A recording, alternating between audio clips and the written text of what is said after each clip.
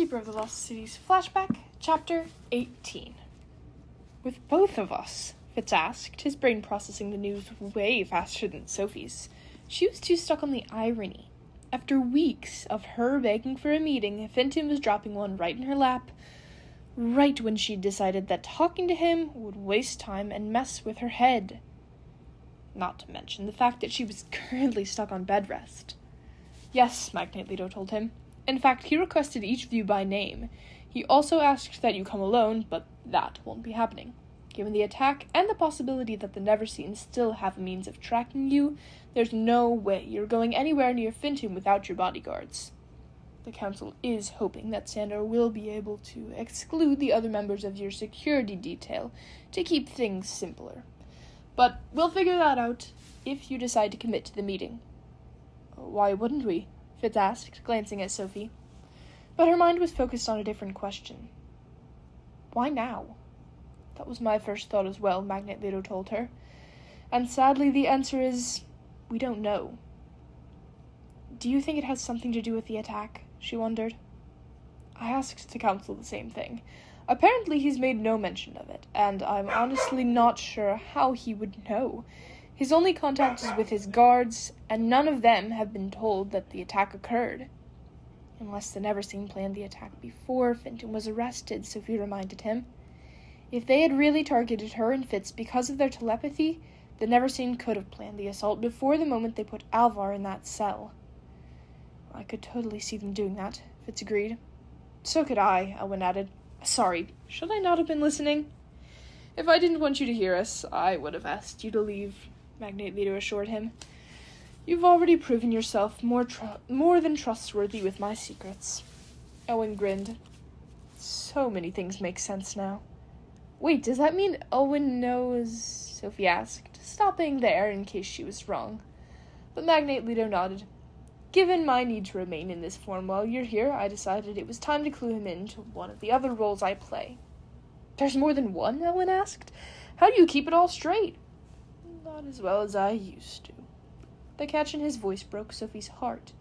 She wanted to ask how he was handling all the challenges and grief that came with losing his twin, but it sounded like Elwyn didn't know that detail. And honestly, that was the kind of question that had no real answer. But getting back to what we were discussing, Magnate Leto said, clearing the thickness from his throat. I think it's important to remember that while the attack feels fresh to us because of your current condition, it has also been more than 2 weeks since it happened, so there may be no connection. Finton could simply be growing tired of his confinement and hoping to strike a new bargain. Fitz's eyes narrowed. Or he's done the math. He knows how long it's been since he gave the Council the antidote to Sporidine, and I'm sure he'd figure we'd use some for my brother. He also knows how long it takes the Council to sentence someone. And I bet he could guess that Alvar would be sent back to Everglen, so this meeting could be the next step in whatever they're planning with my brother. Also a viable theory, Magnate Leto admitted. But the Council said he hasn't asked his guards about Alvar even once. All that means is he's good at keeping secrets, Fitz argued. We could keep guessing like this all day, Sophie said quietly. The only way to know what Finton actually wants is to talk to him. Yes, Magnate Leto agreed. But the question you must ask yourself is, do you care what he has to say? I know you've now begun to question whether this kind of meeting will offer any actual value, and I think that's an important instinct. That's why I want you to take the night and think about this before you make your decision. Sounds like you don't think we should do it, Sophie noted. I'm of two minds on the matter. The security where he's being kept is incredibly effective, so there's very little physical risk, but Finton has a gift for games, and both of you are especially vulnerable given your past experience with him, and the toll emotional and nightmares take on the two of you at the moment. Sophie hated that word, vulnerable, even if it was true. There's still a chance we could learn something important, Fitz argued. There is, Magnate Leto agreed, and that is why I'm of two minds. As were your families when I spoke to them. Our parents know? Sophie was surprised Grady hadn't rushed over in order to stay away from Finton, or demanded to go with her if she was going to meet with him. He must still be away on assignment. I hailed them before I came to speak with you, Magnate Leto explained. Not for their permission, since I believe you've earned the right to make this choice without restrictions, but out of respect for the fact that they deserve to know what's going on with their children. And you should know that both of your families are willing to support whatever you choose, provided that you keep them informed and promise not to fight any efforts for your security if you decide to agree to the meeting. The council also has told me essentially the same thing, so this comes down to you, though there is also the matter of your recovery to consider. I was just going to say that, Elwyn jumped in. They won't be physically ready for something like that for at least a couple of weeks. I assumed as much, Magnate Leto added. So take your time. Remember that your primary focus still needs to be on your recovery, and make sure you finish taking your medicine. He pointed to their trays, which still had way more vials than Sophie's stomach wanted. And, just to be clear, he added, in case Mr. Sensen manages to sneak back in later, please don't attempt to recover his memories until you speak to Sir Tiergan. Didn't you say you wanted to weigh in on that too? Sophie transmitted as he headed for the door. I do, but my advice is rather brief, since Tiergan will cover all the specifics. I simply want you to make sure that you realize the dynamic between you, Mr. Vacker, and Mr. Sensen is complicated. What does that mean? That's up to you to figure out. Why did he wink at you before he left? Vince asked, as soon as Magnate Leto was gone. Because adults are annoying, Sophie mumbled, focusing on choking down the rest of her medicines. Fitz still helped her with the vials, but there was a new kind of silence between them. Not an awkward quiet so much as a heavy thoughtfulness. A mental standoff as they each waited for the other to plunge into the murky waters of the Finton conversation. Fitz dived in first. So, do you really think we should pass on the meeting? I don't know. If we agree to it, we're basically telling him he can still boss us around. And the thought of listening to another one of his speeches... She shoved her empty vials away a little harder than she needed to, enjoying the satisfying clatter. Plus, he's not going to tell us anything unless we agree to do something for him. What do you think he'll want? No idea. He's a prisoner, so the obvious ask would be for freedom, but he has to know we're not powerful enough to make that happen. So maybe he's after information, Fitz suggested.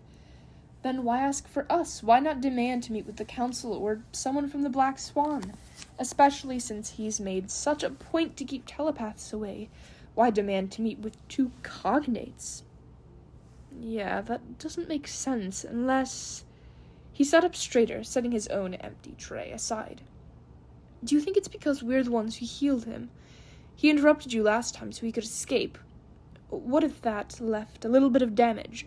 Or maybe all the creepy stuff he's done has gotten to him and he wants us to seal some cracks. If it is, Sophie whispered, closing her eyes and trying to smother any bad memories before they could wake the monster. Then going to meet him would be pointless. I'm never healing him again. Not after what he did to Kenrick. You don't think it would be worth it for a chance to poke around his head?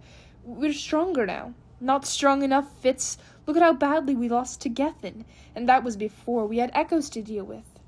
We'd have a few weeks to train, Fitz countered, and I know we can do full-on trust exercises, but that doesn't mean we can't work on our connection. There are shades of trust, you know. Maybe we can't get into any bigger secrets right now, but we could dig into some small stuff we hold back. Like what? He stared at his hands, twisting the cognate rings round and round before he transmitted, like all the stuff you tell Keith and don't tell me. She reached for Ella, deciding it was easier to continue this conversation with her face mostly hidden behind blue floppy ears. I don't. Yes, you do. The words didn't sound angry, but he still took a long, slow breath like he was fighting to keep his emotions under control when he added, You both tell each other stuff you don't tell anybody else. It's like a thing. A thing, Sophie repeated, hearing Magnate Leto's voice in her head. Complicated, he'd said. But it wasn't complicated. I tell Keith stuff because it's the only way to get him to open up to me, she explained. He's super secretive. He's not the only one. The accusation was impossible to miss, but he wasn't wrong. I've had to keep secrets my whole life, she reminded him. It's a hard habit to break. I get that. But if you can tell Keith, why can't you tell me? I never said I can't, she argued. Maybe not, but you don't. Sophie sighed. I really don't tell him as much as you're thinking I do. I can think of a bunch of stuff that he knows. Like what? She found herself asking again, and regretting it long before he said, He knows about the bracelets Dex gave you. She reached up, tugging on itchy eyelashes. That's different. Keith guessed most of the story on his own, and I couldn't deny it because empaths are annoyingly impossible to lie to. Telepaths are supposed to be the same way, especially your cognate. But I'm not lying to you. I'm just trying to keep a promise I made to Dex. He didn't want me telling anyone what happened. So if I guessed, you'd tell me? I don't know. It doesn't seem right to betray Dex after he saved our lives. True, he thought, fidgeting with his cognate rings again, sliding them halfway off and then shoving them back down. I guess you're right. I just hate that it's a secret between us, and not because I want the gossip. It damages our connection, you know, and especially now, with all the limits we're trying to work around thanks to the echoes, it's just a drag that there has to be one more thing. She wanted him to be wrong, wanted to argue that it didn't matter. But like he'd said, there were shades of trust, and her cognate should probably hold the brightest, clearest space. So she squeezed Ella tighter, trying to find some sort of line that she could walk between all of her loyalties. What if, she thought slowly, I told you I'm pretty sure you already guessed most of what happened. Would that be enough? It might be. His mind blinked to an image. 2 periwinkle cloth bracelets stitched with the words Sophie Foster plus Dex Disney. He'd guessed the wrong color, but yeah. The thought was softer than a whisper, but the way Fitz sucked in a breath made it clear he'd heard her, and she didn't dare glance over to see what expression was on his face. Instead, she forced herself to add, The fact that I'm not wearing them should tell you the rest. She could almost hear the pieces click into place. Okay, he transmitted. I have one more question, and then I swear I'll drop it forever. Forever, Sophie verified, really hoping the question wouldn't have anything to do with kissing. Forever, he agreed, his mind shuffling through hundreds of words she couldn't catch until he settled on, So the reason you're not wearing the cuffs, is that because they're a matchmaking thing and you're still deciding if you're okay with that? Or is it a different reason? Gah, that was almost worse than the kissing question. But she promised to answer, so she closed her eyes and transmitted, Dex is awesome, but he's just a friend. And I think he actually agreed with me about that by the time we were done with everything. It was still messy for a while, but it seems like we're past that now, so please don't tell him you know. It'd make everything awkward again, and I won't, he promised. You can trust me. I know. I do trust you, Fitz. It's just this kind of stuff is extra complicated, you know? It is, he agreed. I'm pretty sure that's why the council came up with matchmaking. She snorted a laugh. Right, because matchmaking's not complicated at all.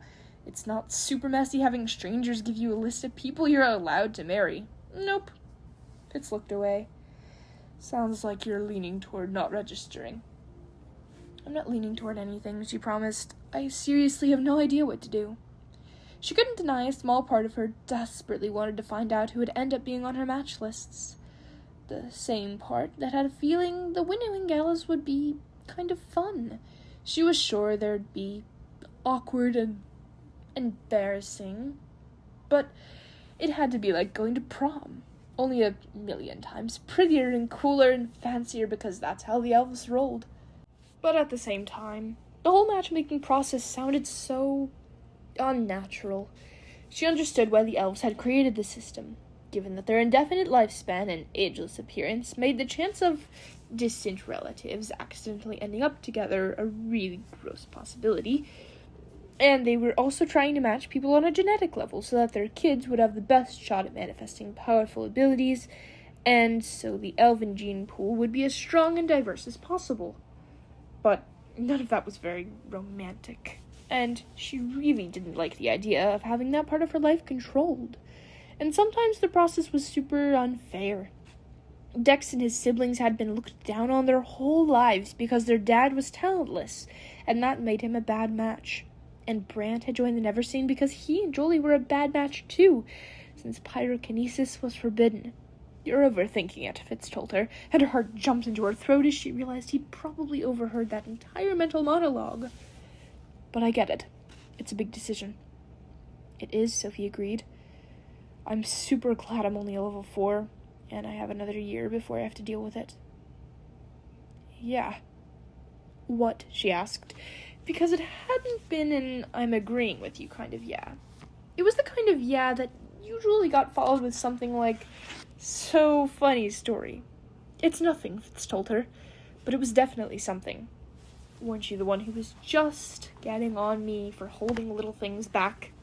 Fitz sighed, reaching up to run a hand through his hair. "Okay, don't freak out," he said, which of course had her freaking out before he even added, "But matchmaking technically goes by age. You have to be 15 in order to pick up your packet, 16 to turn it in, and 17 to get your first list. And since those ages kind of matched the levels of Foxfire, it became a tradition to say, register after the level 5 midterms, turn the packet in at the end of the year, and get your first lists by the end of level 6. But it doesn't have to be that way. Once you turn 15... He didn't finish the sentence, but he didn't have to. Just like he didn't have to remind her that she was 15. So she could register now. "I thought elves didn't pay attention to age," Sophie argued, grasping for any loophole that would save her from what Fitz was saying. But it was also a valid point. Ever since she'd moved to the Lost Cities, Sophie had struggled to keep track of exactly how old she, or anyone else, was. The elves didn't acknowledge birthdays, counting age by something they called their inception date instead. But then they barely paid attention to that. No one ever mentioned when they turned a year older, and half the time it seemed like they weren't even sure how old they were, especially the ancients. The system had felt strange at first, but Sophie had grown to understand why the elves didn't feel the need to mark every year when they were going to live for thousands of them. "The match is different," Fitz explained. "They want us to have our lists as early as possible, so we have lots of time to consider everyone on them. And probably so we don't get too attached to anyone before we know who they're matched with. But also not so young that we haven't manifested our abilities, since that's one of the biggest deciding factors." Sophie is pretty sure her human parents would have told her that the ages Fitz was talking about were still way too young for dating of any kind, much less matchmaking. Actually, they'd probably have a lot to say about the whole system, but she wasn't living with humans anymore. She was an elf in the Lost Cities, and she was supposed to be doing things their way. And for better or for worse, the elven way involved matchmaking, which she qualified for right now. "But you said I had time to think about it," she reminded him, "when we were sitting under Callus Panic's tree." She remembered that conversation very clearly, mostly because it was the same conversation where he'd told her he was hoping she'd decided to register. And even though there was a decent chance he'd only said that part because he was trying to protect her from all the problems she'd face if she ended up being a bad match, her silly, hopeful brain sometimes liked to imagine there'd been another reason. "You do have time," he told her. 15's the minimum age, but there's no maximum. It's not like I went in the first day I was old enough for anything." "Yeah, true." Fitz smiled. "Do you realize you look like a concerned gremlin whenever you have to talk about this?" "Gee, thanks." "What? Gremlins are cute." She tuned out the part of her brain that was subtly wondering if Fitz had just called her cute, and tried to find something to make him understand where she was coming from. "I know matchmaking's normal for you," she tried. "It's just not for me." "I know. And I would never want you to think I'm trying to pressure you. I just don't want you to make it a bigger deal than it is and end up with all kinds of stress and drama for no reason. I mean, even if you register, you haven't committed to anything. You could choose to never pick up any of your lists, or you could pick them up and choose to ignore them.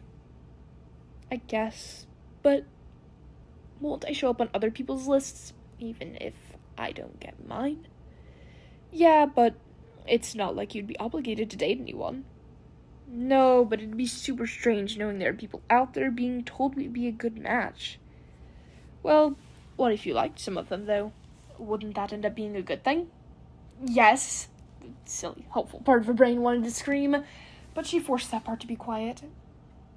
All the lists mean is that we're genetically compatible, right? She asked. Nope. Genetics are the starting point, but you'll see when you pick up your match list. Well, if you pick it up. The questions make you think about things you never would have thought about before. It's hard to explain until you work through it, but it's actually pretty brilliant. You should at least pick up your packet and read the questions. You don't have to turn it in. Sophie sighed. Maybe. It's just every time I think about doing that, I think about the people the system's hurt. It's definitely not perfect, Fitz agreed. But that doesn't mean it's all bad. I know. The smart thing to do would have been to stop there, back far, far away from the dangerous territory they'd wandered into. But Sophie must not have been feeling very smart. What would you do if you didn't like any of your matches? She asked, blurting out the words into a messy blur. Fitz shifted his weight. I have no idea. I mean, being a bad match is a mess for anyone, but for a Vacker? Has anyone in your family ever... Nope. Some have never gotten married, but that's different. If I ended up being a bad match, it'd be this huge thing that everyone would talk about. I'd never, ever stop hearing about it. My parents and sister would never, ever stop hearing about it, and I don't know if I can handle that. She couldn't fault him for not wanting to live through that kind of drama.